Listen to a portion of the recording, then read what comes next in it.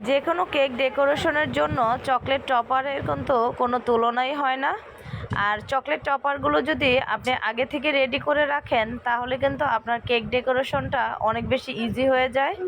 আর আজকে পুরো ভিডিওতে আপনাদের সঙ্গে অনেক সুন্দর একটা chocolate topper making video share করব। আর যাদের হচ্ছে চকলেট টপার মেক করতে প্রবলেম হয় অথবা হচ্ছে চকলেট মেল্ট করতে প্রবলেম হয়, সেক্ষেত্রে কিন্তু আজকে ভিডিওটা তাদের জন্য অনেক বেশি কার্যকরী হবে। তো প্রথমেই হচ্ছে আমি এখানে একটা নতুন পাইপিং ব্যাগের মধ্যে কিছুটা পরিমাণ ডার্ক চকলেট নিয়ে নিলাম। তারপর এটাকে ডাবল বয়লারের মাধ্যমে মেল্ট করে নিলাম। আর ডাবল বয়লারের মাধ্যমে মেল্ট করলে কিন্তু চকলেটটা অনেক বেশি পারফেক্ট হয়। তারপর হচ্ছে আমি এখানে পাইপিং ব্যাগের মাথাটা একটু অল্প কিছুটা পরিমাণ কেটে নিলাম। এখন হচ্ছে আমি চকলেট টপার মেক করার জন্য একটা সিলিকনের মোল্ড নিয়ে নিলাম। আর এই মোল্ডটা কয়েকদিন আগে আমি ঢাকা থেকে কিনে এনেছিলাম। তো এটা একটা ছোট সাইজের হার্ট শেপের যেই মোল্ড, 3D যে হার্ট শেপের মোল্ডগুলো, সেটা আমি নিয়ে এসেছিলাম ঢাকা থেকে। তো এটাতে এখনও আমি চকলেট টপার মেক করিনি, তো ভাবলাম হচ্ছে আজকে কিছু টপার মেক করে রাখি, এতে কিন্তু আমার কেক ডেকোরেশনটা অনেক বেশি ইজি হয়ে যাবে। তো এখন আমি চকলেট টপার মেক করার জন্য মোল্ডের মধ্যে একটু একটু করে চকলেট দিয়ে দিলাম। আর চকলেটগুলো কিভাবে দিচ্ছি আপনারা কিন্তু অলরেডি দেখেই বুঝতে পেরেছেন। আর চকলেট টপার মেক করার জন্য কিন্তু কোনো প্রকার ক্রিম ইউজ করা যাবে না, শুধুমাত্র র চকলেট ইউজ করতে হবে। আর চকলেটটা অবশ্যই চেষ্টা করবেন রুম টেম্পারেচারে রাখতে, তাহলে কিন্তু চকলেট টপারগুলো একদম পারফেক্ট হবে। আর হচ্ছে আপনার চকলেটটাও খুব ভালোভাবে মেল্ট হয়ে যাবে।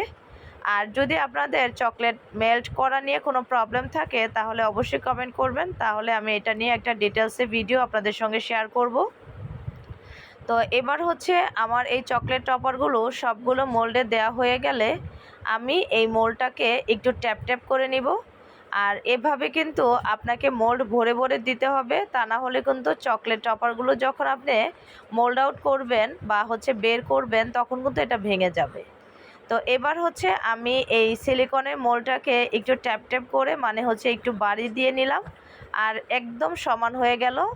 তারপর এটাকে আমি ডিপ ফ্রিজে অথবা নর্মাল ফ্রিজে 20 মিনিট এটাকে সংরক্ষণ করে বা হচ্ছে এটাকে রেখে এখন আমি এটা একটা একটা করে বের করে ফেলবো। আর 20 মিনিট রাখার পরে কিন্তু আমি এটাকে বের করে এখন হচ্ছে এটাকে মোল্ড আউট করব। আর মোল্ড আউট করার জন্য কিন্তু অবশ্যই আপনাকে জাস্ট হচ্ছে সিলিকনের যেই মোল্ড সেটাকে আস্তে আস্তে করে আলগা করতে হবে। আর সেই কোনোভাবেই কিন্তু চকলেট ধরে টানাটানি করা যাবে না, আর আলতোভাবে এই কাজটা করতে হবে, তাহলে কিন্তু সবগুলো চকলেট টপার খুবই পারফেক্টভাবে বের হবে, একটা টপারও নষ্ট হবে না। তো আপনারা কিন্তু চাইলে এরকম বিভিন্ন শেপের যেই সিলিকনের মোল্ডগুলো আছে, লাভ, স্টার অথবা হচ্ছে চারকোনা টাইপের, বাজারে অনেক ধরনের মোল্ড কিনতে পাওয়া যায়, সেখান থেকে হচ্ছে আপনি কিনে এনে এই চকলেট টপারগুলো মেক করে আপনি নর্মাল ফ্রিজে একটা এয়ারটাইট বক্সে করে অনেক দিন পর্যন্ত সংরক্ষণ করতে পারবেন। জাস্ট হচ্ছে আপনি চকলেটটা কেক ডেকোরেশনের আগে বা হচ্ছে ডেকোরেশনের পরে এই টপারগুলো ঝটপট বসিয়ে কেক ডেকোরেশনটা করে দিবেন অথবা ডেলিভারি করে ফেলবেন, এতে কিন্তু আপনার কাজটা অনেক বেশি ইজি হবে।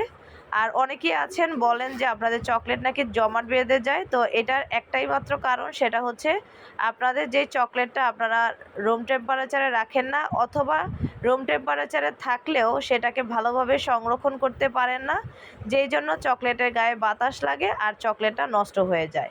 তো আজকের এই ভিডিওটা আপনাদের কেমন লেগেছে অবশ্যই জানাবেন। আর যদি ভিডিওটা ভালো লাগে তাহলে লাইক, কমেন্ট এবং শেয়ার করে আমাদের পাশে থাকবেন। Thanks for watching. আল্লাহ হাফেজ।